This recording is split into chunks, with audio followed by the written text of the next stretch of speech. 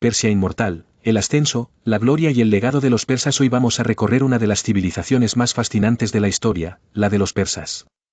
Y cuando digo persas, no me refiero solamente a un imperio antiguo lleno de reyes, ejércitos y palacios monumentales. Me refiero a una tradición histórica que dejó una huella profunda en la política, en la arquitectura, en la literatura, en la administración del poder y en la manera misma de imaginar un imperio. Porque Persia no fue simplemente una potencia militar. Persia fue una idea de orden, de autoridad, de refinamiento y de continuidad cultural que logró sobrevivir incluso a la caída de dinastías enteras. Para comprender a los persas hay que empezar por una aclaración importante. Durante siglos, en buena parte del mundo occidental se usó el nombre Persia para referirse a lo que hoy llamamos Irán.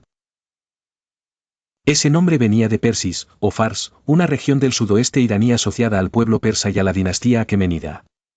Es decir, Persia fue al mismo tiempo una tierra, un pueblo y más tarde un símbolo de civilización. A partir de allí surgiría uno de los mayores imperios del mundo antiguo. Antes del gran despegue imperial, los persas eran una de varias poblaciones iranias que habitaban la meseta iraní. No aparecieron de pronto como una fuerza salida de la nada. Se desarrollaron en un espacio donde ya existían tradiciones antiguas, contactos con Mesopotamia, relaciones con los medos y tensiones regionales complejas. En otras palabras, Persia nació en una frontera viva entre montañas, llanuras, rutas comerciales y potencias rivales. Esa mezcla explica parte de su fuerza posterior. Los persas aprendieron a absorber, adaptar y reorganizar lo que encontraban. Y entonces aparece una de las figuras más importantes de la historia universal, Ciro el Grande. Si uno tuviera que escoger un solo nombre para explicar por qué Persia dejó una marca imborrable, ese nombre sería el de Ciro. Fue él quien derrotó a los medos y puso las bases del imperio aqueménida. Fue él quien expandió su poder sobre Lidia, en Anatolia, y sobre Babilonia, una de las grandes joyas políticas y culturales de la antigüedad. Y fue él quien creó algo que no era solo un reino ampliado, sino una nueva forma de imperio. Lo extraordinario de Ciro no fue únicamente conquistar. Muchos conquistaron. Lo notable fue cómo gobernó lo conquistado. Su fama histórica se debe en parte a que combinó fuerza militar con diplomacia y con una notable flexibilidad hacia los pueblos sometidos. En vez de destruir sistemáticamente las costumbres locales, tendió a conservar administraciones, cultos y tradiciones, siempre que reconocieran la autoridad persa. Esa política le dio estabilidad a un imperio gigantesco y ayudó a construir su reputación de monarca excepcional. La conquista de Babilonia es uno de los episodios más reveladores.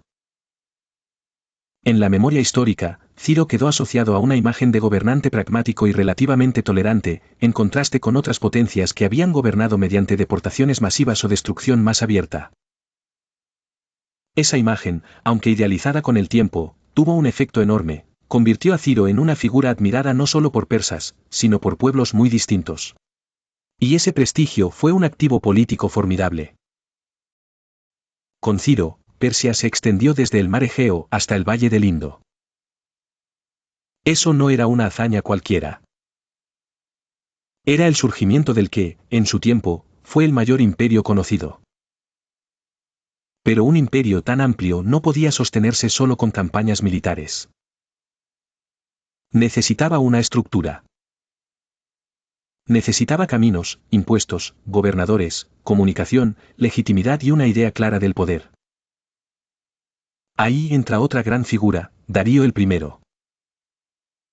Darío fue uno de los grandes arquitectos del Estado persa. Bajo su reinado, el imperio se consolidó y se organizó con una sofisticación que asombró a amigos y enemigos. Se dividió el territorio en satrapías, grandes provincias gobernadas por sátrapas, pero sometidas a la autoridad central del rey. Desde la corte, el poder persa se proyectaba a través de una red administrativa que conectaba espacios inmensos y muy distintos entre sí. No era una estructura improvisada, era una maquinaria política de enorme inteligencia práctica. Darío también impulsó grandes obras y fortaleció las comunicaciones imperiales. Los caminos reales permitían mover mensajes, tropas, funcionarios y recursos a una velocidad impresionante para la época.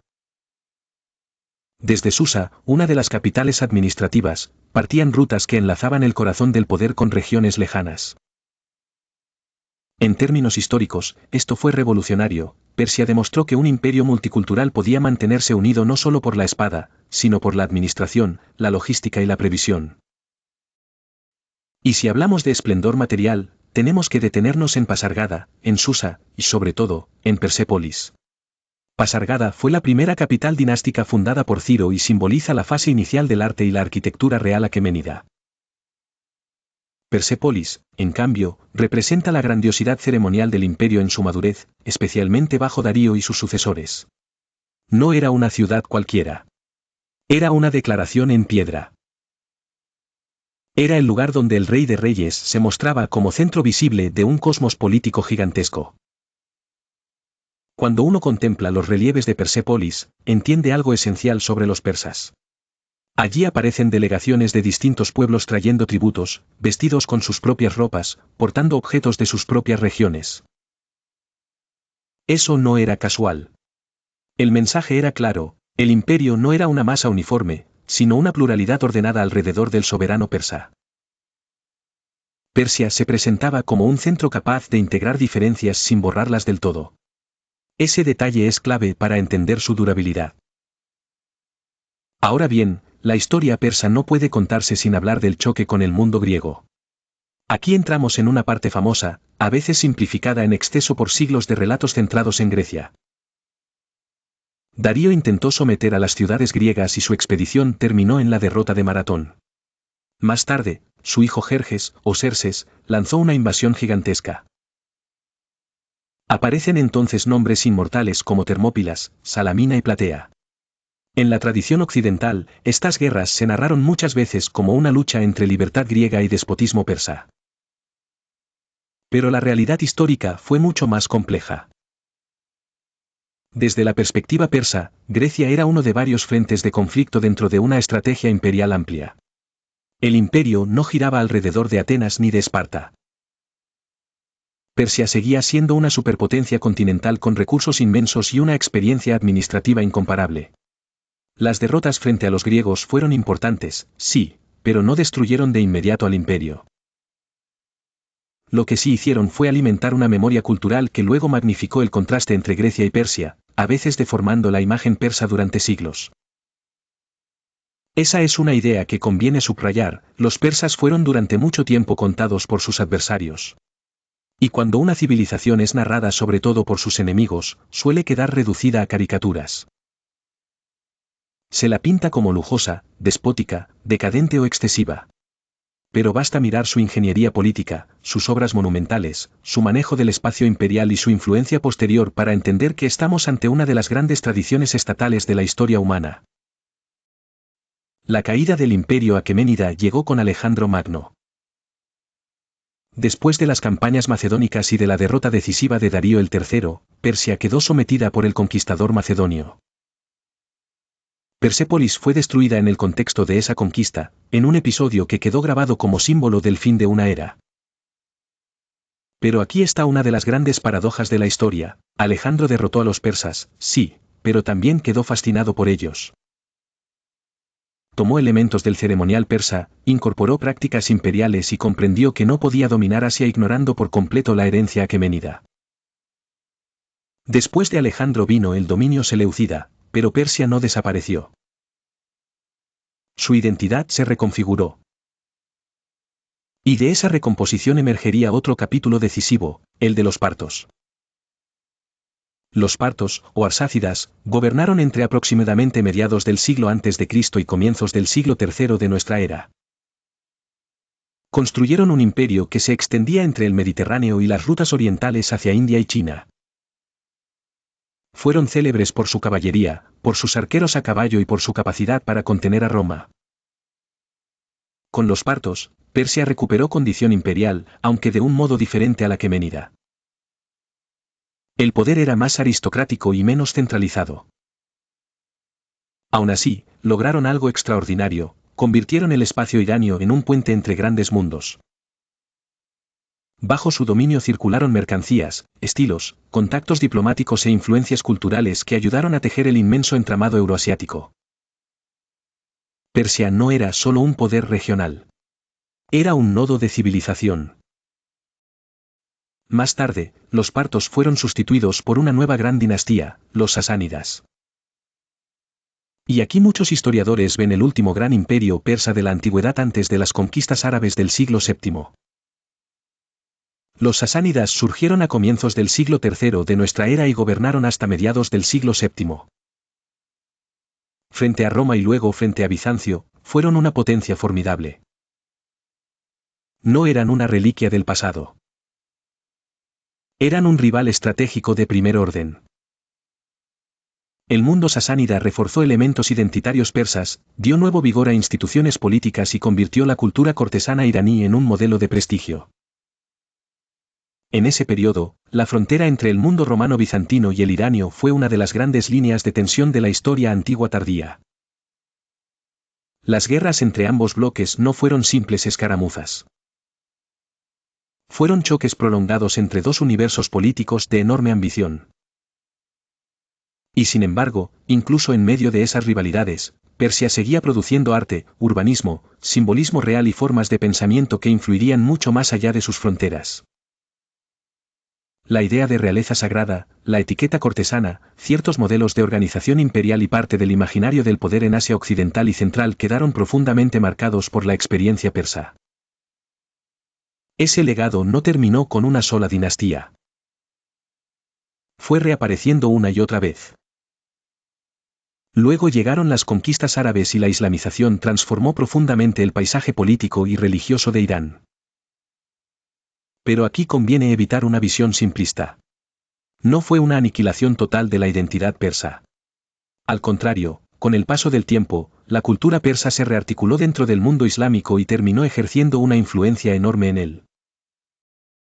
La lengua persa, la administración, la poesía, la ética cortesana y los modelos culturales iranios se convirtieron en piezas centrales de una vasta esfera civilizatoria. Eso nos lleva a uno de los aspectos más bellos y duraderos de la historia persa, su literatura. Si los imperios aqueménida, parto y sasánida mostraron la fuerza política de Persia, su tradición literaria mostró su alma. Nombres como Ferdowsi, Saadí y Hafez ocupan un lugar inmenso en la memoria persa y universal. La propia UNESCO vincula la tradición del jardín persa y del patrimonio iranio con la inspiración que ejercieron estos poetas sobre la cultura persa, sus símbolos y su sensibilidad estética. Entre esas obras, el Shahnameh, o Libro de los Reyes, ocupa una posición casi sagrada en la cultura persa.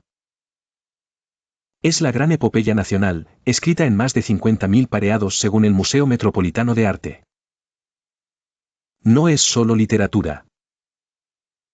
Es memoria histórica, mitología, identidad y resistencia cultural. En cierto sentido, el Shahnameh ayudó a preservar una conciencia persa a través de siglos de cambios políticos. Fue una forma de decir, los imperios caen, pero la historia de un pueblo puede seguir viva en sus palabras. La historia de Persia también es inseparable de sus logros materiales y simbólicos. El jardín persa, por ejemplo, no fue un simple lujo paisajístico. La UNESCO lo reconoce como una forma cultural de gran valor, vinculada a la literatura, al diseño, a la arquitectura y a una idea del orden que atraviesa siglos. El jardín persa expresa una visión en la que el espacio humano puede armonizar agua, sombra, geometría y contemplación. En un entorno muchas veces árido, el jardín era una imagen de paraíso construido. Lo mismo puede decirse del Qanat persa, ese sistema tradicional de conducción de agua subterránea que permitió sostener asentamientos en regiones secas. La UNESCO lo describe como testimonio excepcional de una tradición tecnológica y comunitaria crucial para las civilizaciones de zonas áridas, es decir, cuando hablamos de Persia no hablamos solo de reyes y batallas. Hablamos también de ingeniería, de adaptación al medio y de una inteligencia práctica para hacer habitable el paisaje.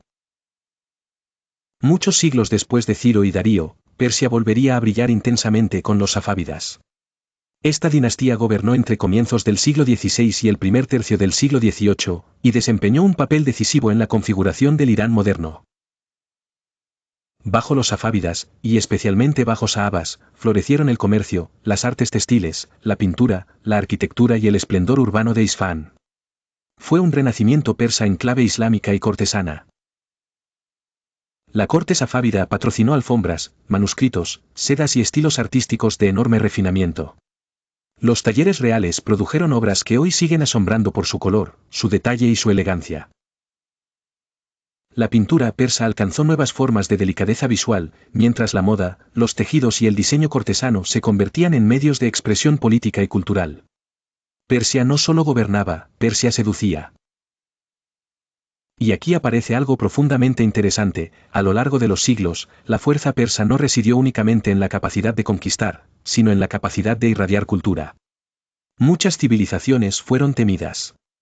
Persia, además de temida, fue admirada, imitada y absorbida por otros. Su lengua se volvió idioma de prestigio en amplias regiones de Asia. Su poesía circuló a través de fronteras. Su arte influyó en textiles, jardines, arquitectura y libros. Su idea de soberanía dejó huellas que sobrevivieron a reyes, invasiones y rupturas religiosas. Por eso, la historia de los persas no debe reducirse a la famosa imagen de guerreros enfrentando griegos o a la postal de ruinas majestuosas en Persépolis. La historia persa es, en realidad, una larga conversación entre poder y cultura, entre continuidad y cambio, entre memoria e innovación. Los persas supieron levantar imperios, pero también supieron reconstruirse cuando esos imperios cayeron. Esa capacidad de sobrevivir transformándose es una de las marcas más profundas de su grandeza histórica. Y quizá ahí esté la lección más poderosa. Un pueblo no se vuelve inmortal solo por ganar guerras. Se vuelve inmortal cuando logra que su visión del mundo siga viva después de las derrotas. Persia cayó ante Alejandro, se transformó tras los partos y los sasánidas, atravesó la islamización. Renació con nuevas dinastías y siguió hablando a través de sus poetas, de sus jardines, de sus ciudades y de su memoria histórica. En el fondo, esa es la verdadera victoria persa, haber convertido la historia en herencia. Hoy, cuando miramos hacia Persia, no estamos observando una civilización muerta.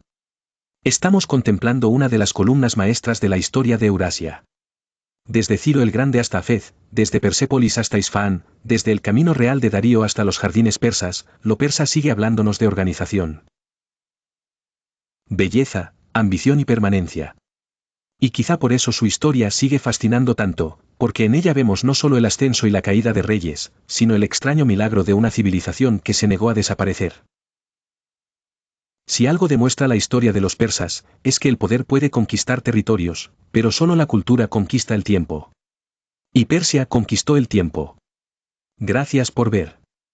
Si les gustó el vídeo, denle like y suscríbanse. Nos vemos pronto.